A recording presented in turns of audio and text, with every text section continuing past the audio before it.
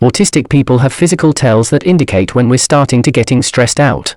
While young children can be obvious about their stress by flapping hands, wagging heads, or spinning in circles, adults have often learned to be more subdued.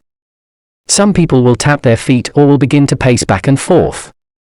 Others might wag some fingers or close their eyes and put their hands over their ears. Still others might develop a facial tic. All of these actions are part of what psychologists call the rumble phase. The rumble phase is a prelude to an autistic meltdown. If you're talking to someone who is starting to show signs of growing distress, gently ask if that person is okay. If they are not okay, give the person you were speaking to a quiet, safe place to recover where bystanders can't stand, gawk, or worse yet, pull out their cell phones to record images of someone who may be about to have a meltdown. Turn off bright lights. If loud music or a television is playing, turn that off as well. Reduce the amount of sensory input that's available to help that person avoid suffering from an information overload that could lead to a meltdown. A meltdown is an intense response to stress.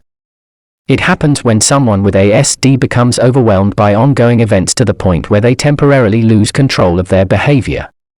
This loss of control can result in screaming, shouting, or crying. Some of us lose the capacity to speak. Others will become catatonic and will become completely unresponsive. A meltdown is like a computer that froze and had to be rebooted. There are no shortcuts in snapping someone out of a meltdown. Time, solitude, and quiet will be needed for this person to make a full recovery. Meltdowns can last from a few minutes to several hours depending upon the severity of the stressors in question. Here is a story about an experience that I had with a meltdown whilst at work. I was once asked to put out a breakfast buffet for visiting guest speakers. The principal asked me to set this food up in the faculty lounge. Since I didn't want teachers to think that this food was for them, I put a "Please do not touch" sign on each table. To avoid having my colleagues think that the wording was overly harsh, I used a Google Translator to translate "Please do not touch" into 20 different languages. I then put this sign on the table. I was just finishing the breakfast setup when two colleagues entered the faculty lounge. "What do you think of my sign?" I asked. Their eyes widened.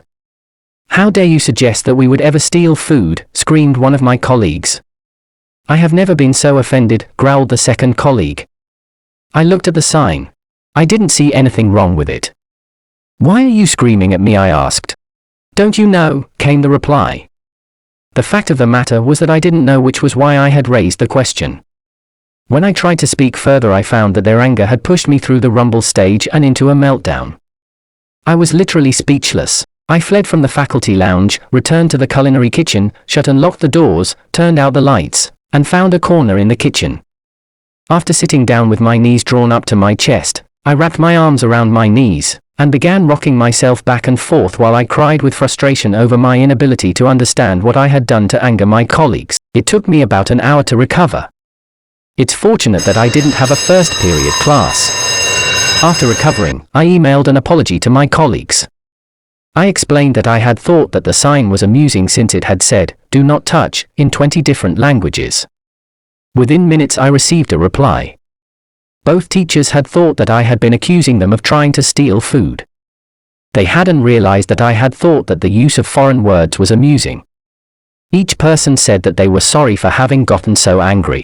If either of these people had thought to calmly tell me why they were upset, I would not have had a meltdown and could have explained my rationale behind showing them this sign. I am now 62 years old. Although I have spent a lifetime trying to overcome my social awkwardness, I still make mistakes and am still learning from my experiences. If you have watched this video to its end, I thank you for your attention. I hope this film was informative. If you found this video interesting and would like to support this channel, please click on the like and subscribe buttons.